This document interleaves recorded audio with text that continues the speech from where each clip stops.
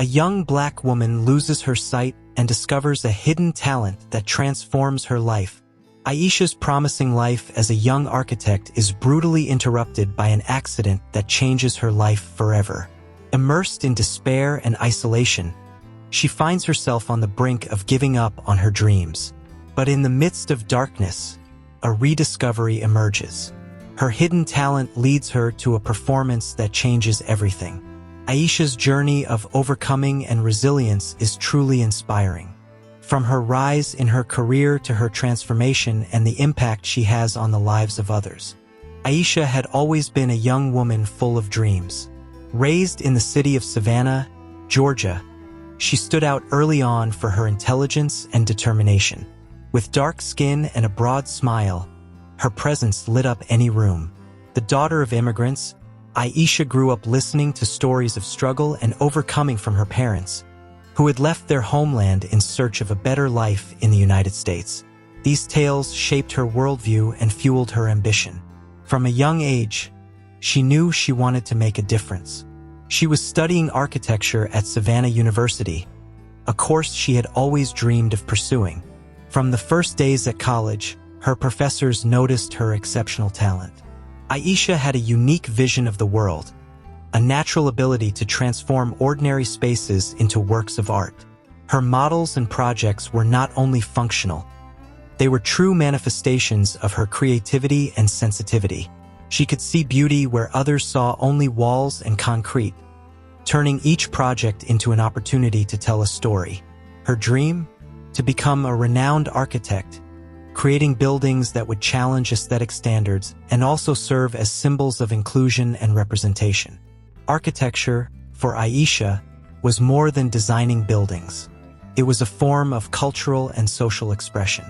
She wanted her works to reflect the stories of people like her parents, of communities often forgotten by the great architects. In her final year of college, Aisha was on the brink of realizing her dreams. Graduation was just a few months away, and her excitement was palpable. She had secured an internship at one of the most prestigious architecture firms in the city, where she was already starting to be noticed by more experienced colleagues. Her supervisor frequently praised her, highlighting her ability to think outside the box and find creative solutions to complex problems. It seemed that nothing could stop her rise. But it wasn't just in the academic field that Aisha stood out.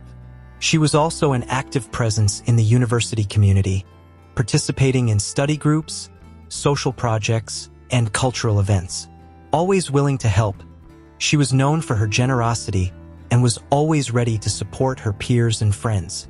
Aisha's life was a perfect balance between hard work and joy, and she felt at the peak of her creative and intellectual capacity.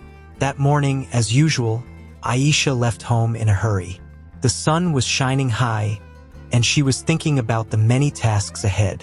With her head full of ideas for a project she was to present the following week, she was crossing one of the city's busiest streets when, suddenly, everything changed. A speeding car appeared out of nowhere. Aisha didn't have time to react. The impact was violent, throwing her several meters ahead. People around screamed, traffic stopped, and within seconds, a crowd gathered. Aisha was rushed to the hospital. The shock and pain were unbearable, but the worst was yet to come. After hours of surgery and intensive care, the doctors brought the news no one wanted to hear. Aisha had lost her sight. The force of the impact had caused irreversible damage to her optic nerves, and her world, once full of colors and shapes, had now become a perpetual darkness. The news fell like a sentence. Her dreams, her career, everything she had planned for the future seemed to have been taken away in an instant. Life, which until then had seemed promising and full of possibilities, was brutally interrupted. Lying in that hospital bed, Aisha could barely process the new reality. Everything she knew, everything she loved, was now out of reach. In the days that followed, Aisha received countless visits from friends and family. Everyone tried to comfort her, but the words of consolation only reinforced the sense of loss. She began to experience a whirlwind of emotions. from denial to anger. She screamed internally, asking herself why this had happened to her. How could she continue her life without sight? How could she pursue her studies, her work, her dreams? Aisha had no answers. She only felt the crushing weight of despair accumulating. As she physically recovered, Aisha sank into a deep sadness. She avoided conversations, refused visits, and gradually distanced herself from everyone. The only thing left was the sound of her own breathing and the silence around her, which suffocated her more and more. The university contacted her several times, offering support and adaptation options, but Aisha didn't want to hear any of it. For her, it was all over.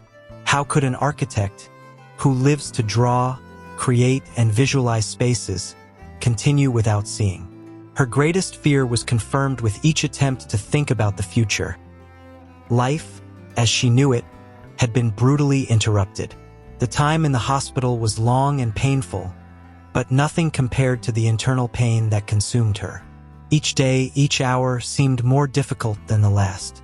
She felt lost, isolated in a darkness that could not be illuminated. The only certainty she had was that her life would never be the same again. As she recovered, Aisha began to question her future.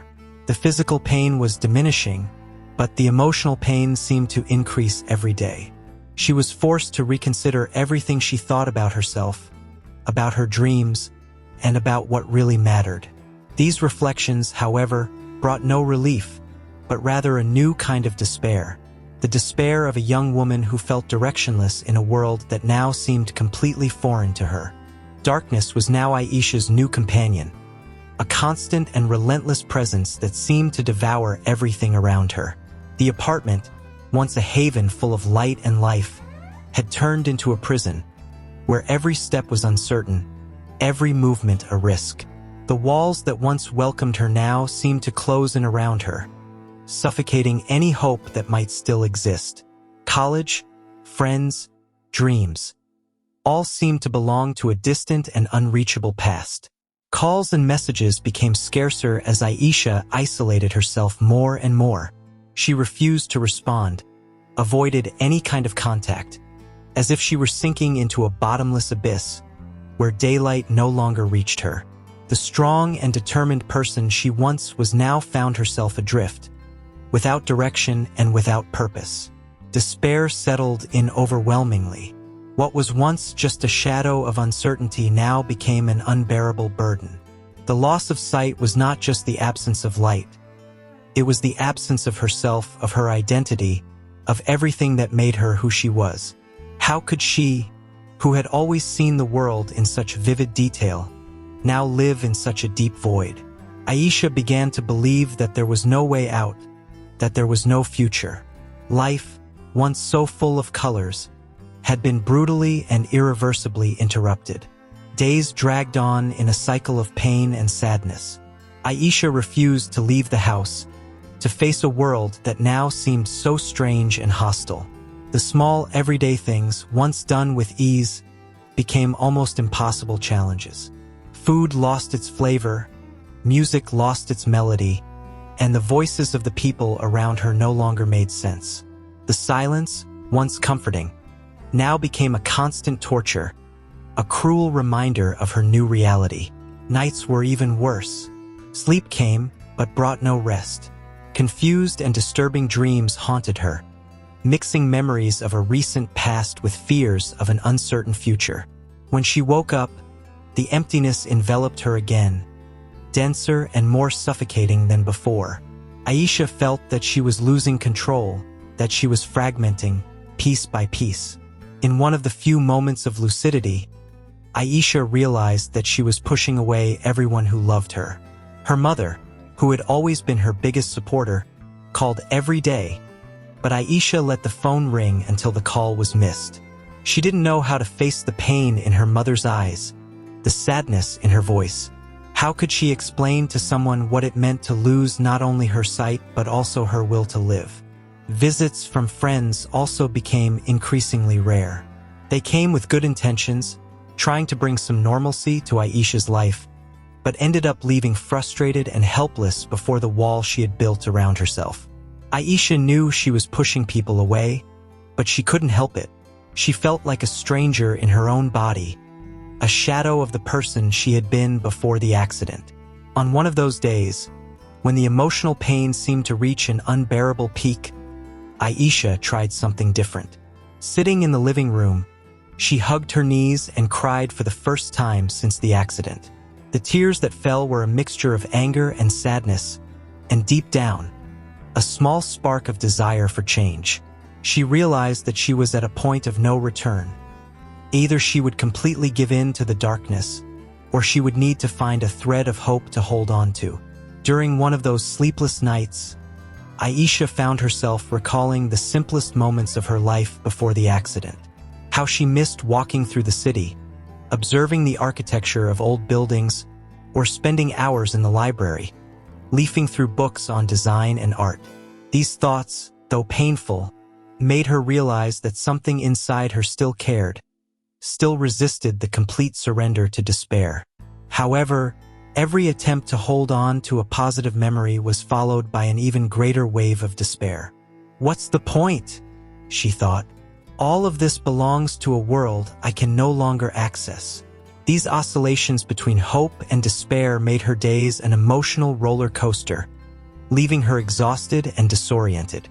Aisha's mother, concerned about her daughter's state, suggested that she start attending a support group for people who had lost their sight. But Aisha refused.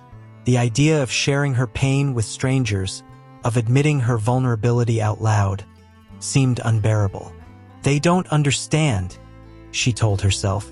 "No one can understand what I'm going through." She couldn't see how that could help her. On the contrary, she feared it would sink her even further into sadness. Aisha's isolation was so deep that she began to lose track of time. Days blended into an indistinguishable blur, and weeks passed without her noticing. The simplest tasks became insurmountable obstacles. Making breakfast, getting dressed, everything seemed like a monumental effort, as if each action required an energy she no longer possessed. Then, in a rare moment of introspection, Aisha began to question herself more deeply. She wondered if she was destined to live in that darkness forever, or if there was still something within her capable of finding a new direction, a new purpose. But these questions, instead of bringing answers, seemed only to widen the chasm within her. Amid this darkness, Aisha felt the crushing weight of an imminent decision: to accept her new reality and try to find a path within it, or to give up completely, letting herself be consumed by pain and despair. Darkness had become a second skin for Aisha, enveloping her in a suffocating shroud of despair. Isolation consumed her, and the days became indistinguishable from one another. She no longer kept track of time. Hours, minutes, everything blurred into an endless sequence of loneliness and pain. The apartment, once full of life, was now a gloomy refuge where silence reigned supreme, broken only by the occasional sound of the phone she refused to answer. It was on one of those gray days, when the anguish seemed unbearable, that Aisha found herself wandering through the apartment, feeling her way along the walls, searching for something she didn't even know how to define. Her fingers touched the surface of an old piece of furniture, stored in a long-forgotten corner. She pulled off the heavy fabric cover that hid it, and as she felt the familiar keys beneath her fingers, a dormant memory ignited in her mind.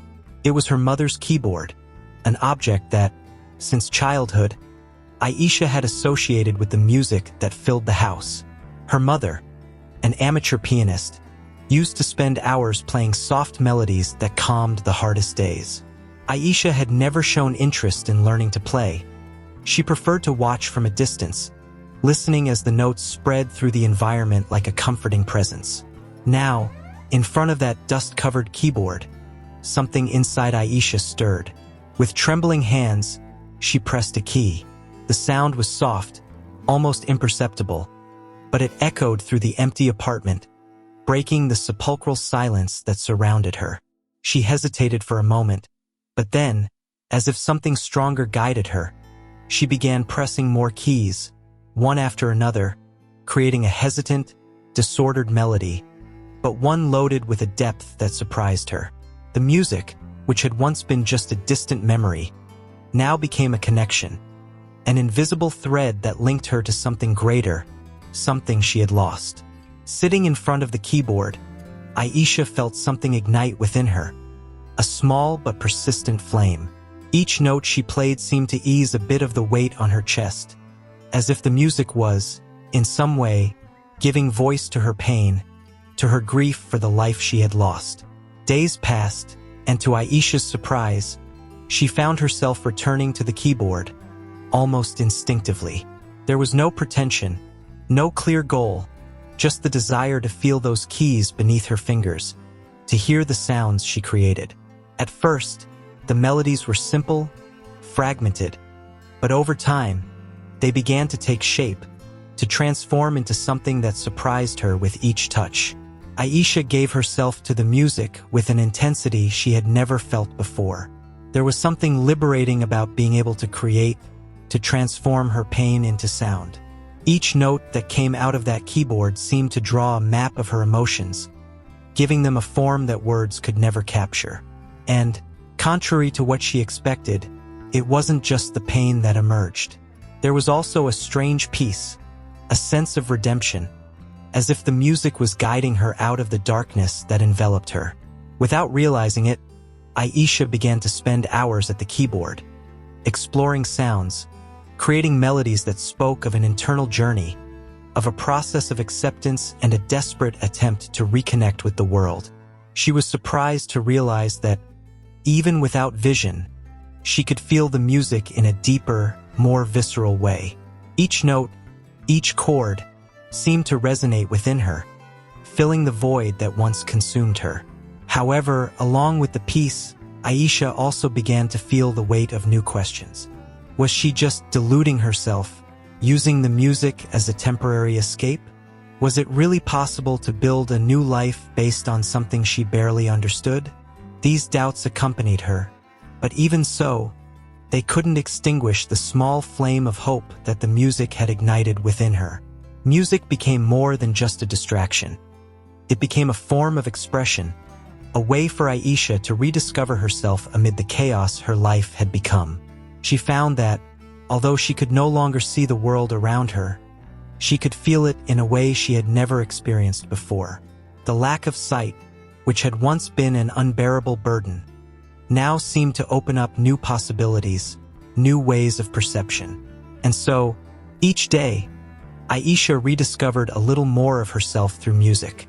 The keyboard, once an inert object, had become a tool for healing, a portal to a new world where she could be whoever she wanted, where she could create, express herself, and, above all, feel that there was still something worth living for.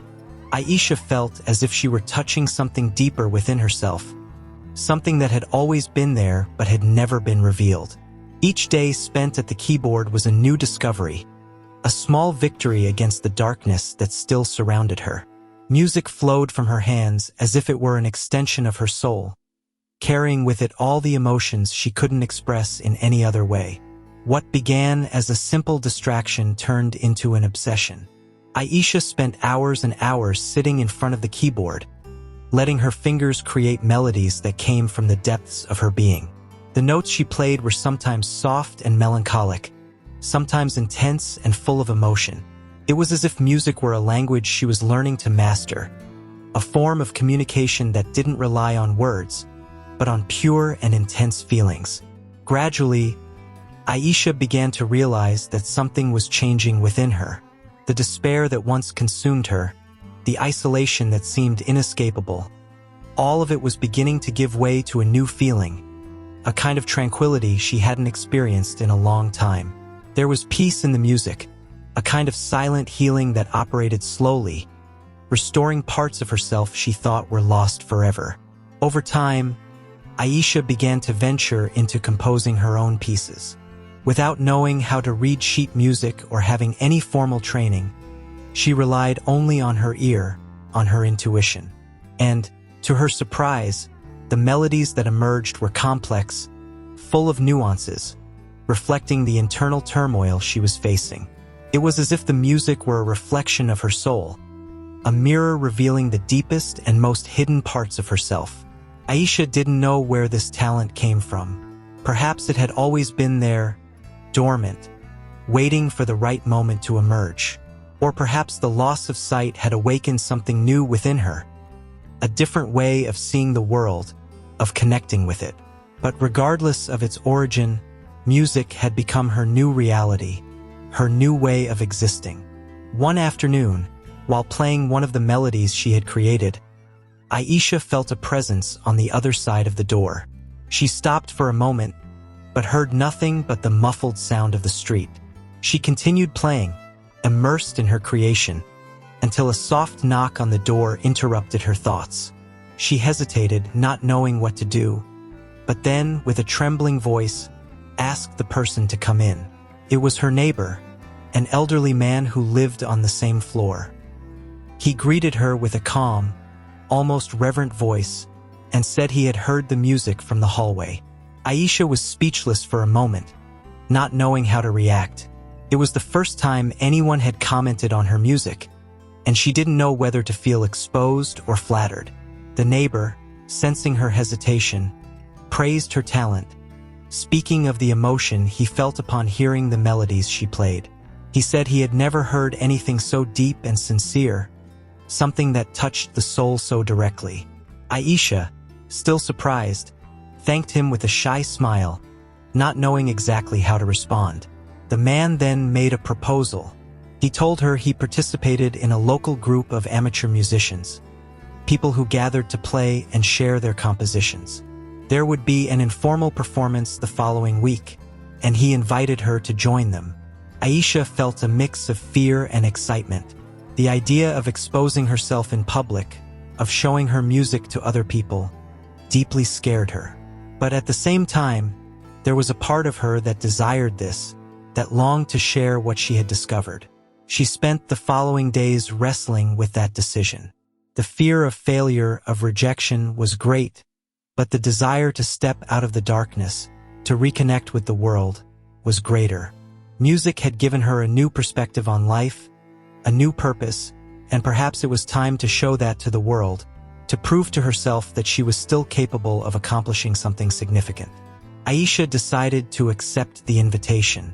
She didn't know what to expect, but she felt that, somehow, that performance would be a milestone in her journey, a way to face her fears and take a step toward overcoming them. On the night before the event, as she prepared, Aisha realized that music had become more than just a discovery. It was now her new voice, a voice that was about to be heard. The day of the performance was approaching, and with it, Aisha's anxiety grew by the minute. The keyboard, which had become her refuge, now seemed like a door opening to a new and unknown world. She felt as if she were about to expose her deepest scars, and the idea that everyone would see her vulnerability was terrifying. But there was also an undeniable excitement, a spark of hope that shone in the midst of the darkness. On the morning of the performance, Aisha woke up earlier than usual. Her heart was racing, her breathing was heavy, and she knew she could no longer delay the inevitable. Sitting on the edge of the bed, she tried to calm her thoughts, but they seemed to churn like a stormy sea. The fear of failure, of judgment, of not being good enough, was there, whispering in her ears, trying to convince her to give up.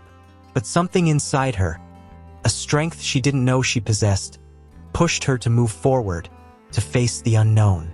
The man who had invited her to the event came to pick her up at her apartment. Aisha, still hesitant, accepted the friendly hand he offered and followed him. The walk to the venue seemed endless. Every step she took seemed loaded with meaning, as if she were crossing an invisible threshold between who she was before the accident and who she could become. The streets, which had once been a familiar scene, now became a labyrinth of sounds and smells that she tried to decipher. Every noise, every voice around her, was a reminder of how much the world had changed for her. When they arrived at the venue, Aisha felt the weight of the gazes on her. She didn't know how many people were there, but their presence was palpable. The conversations, the laughter, everything seemed amplified, and the sound echoed in her mind, increasing her anxiety even more. She was guided to the stage, where the keyboard awaited her. Aisha ran her hands over the instrument, feeling the familiarity of the keys beneath her fingers. It was like reuniting with an old friend, someone she could trust in that moment of uncertainty. Music had become her refuge, her way of reconnecting with the world. And now, in front of an unknown audience, she would need to trust that connection more than ever. The silence before her performance was deafening, and Aisha felt sweat trickling down her hands. But instead of giving in to fear, she closed her eyes, not that it made any difference, and let herself be guided by the emotions that had brought her to this point. The first notes that came out of the keyboard were hesitant, almost timid. But as Aisha played, something inside her was released, something she had repressed for so long. The melody she created was a mix of pain, hope, despair, and redemption. Each note seemed to tell a part of her story. Each chord carried an emotion that couldn't be expressed in words. The sound of the music filled the space, resonating on the walls, enveloping the audience in a web of intense feelings. Aisha didn't know how they were reacting. She couldn't see the expressions on their faces, but she could feel the change in the atmosphere.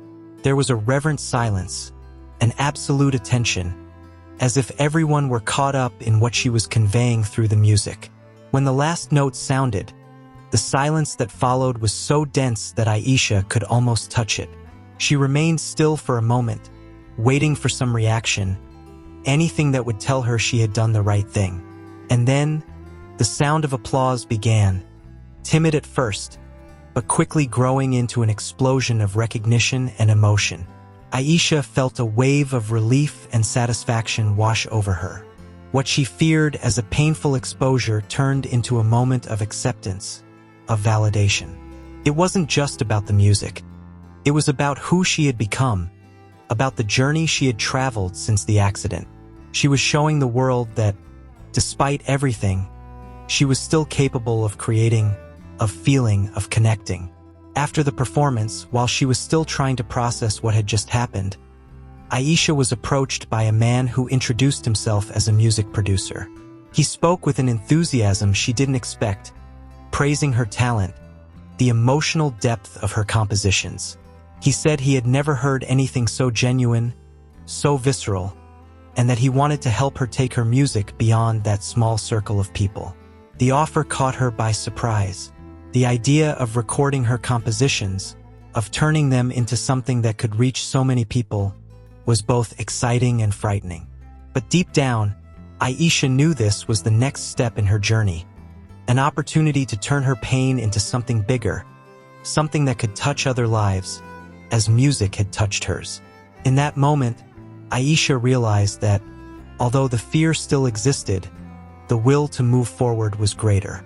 She was no longer the same person she had been before the accident, but now she understood that this new version of herself had something valuable to offer the world.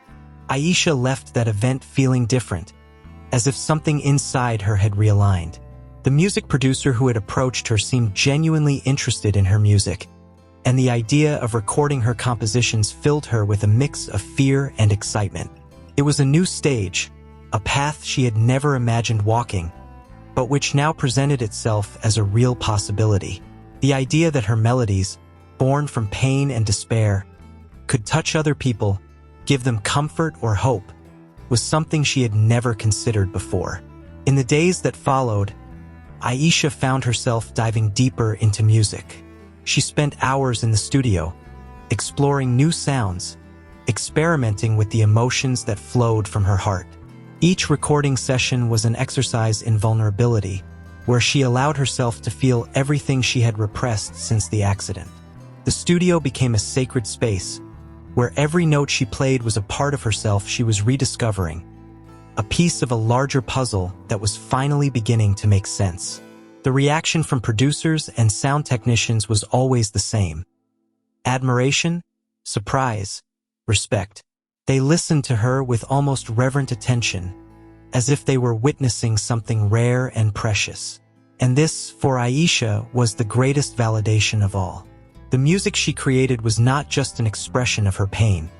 It was a form of healing, a bridge that connected her to the world in a way she had never experienced before. Over time, the recordings took shape, transforming into an album that captured her journey of loss, despair, and resilience. Aisha was involved in every detail, from selecting the tracks to the album cover art, which featured an abstract image representing the darkness she had crossed and the light she had somehow managed to find again. When the album was finally released, the response was overwhelming. People connected deeply with the melodies, with the authenticity of the emotions she had put into each track. Aisha, who had once feared being forgotten, now found herself at the center of a storm of recognition. Her compositions began to play on radios, circulate on streaming platforms, and soon she was being invited for interviews and TV shows. But more than the commercial success, what touched her most were the stories she heard from others. People who, like her, had gone through difficulties, who had lost something important and found in Aisha's music a comfort, an understanding, a hope that things could get better. And it was at that moment, at the height of her musical rise, that Aisha realized something important. Her talent, her music, was not just for her. It was a gift, something she could share with the world, something she could use to help others. It was then that she decided she wanted to do more, that she wanted to use her new influence to create something lasting, something that could make a difference in other people's lives. With the support of friends, family, and musical partners, Aisha founded an organization dedicated to helping young people with visual impairments. The foundation offered programs in music, arts, and other creative activities, creating a space where these young people could explore their talents and discover new forms of expression, just as Aisha had done. For her, it wasn't just charity work. It was a personal mission, a purpose that gave new meaning to her life.